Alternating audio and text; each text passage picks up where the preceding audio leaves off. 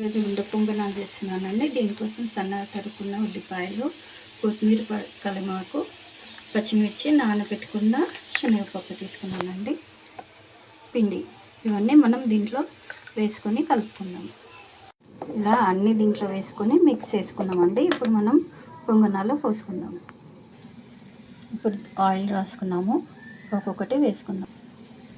ఇలా అన్నీ వేసుకొని మనం ప్లేట్ కప్పేసుకుందామండి. ఇలా మనం మూత పెట్టుకుంటే మంచిగా మనకి మగ్గుతుంటాయి, అంటే ఉబ్బుతాయి అన్నమాట. సో ఇలా అయ్యాయండి.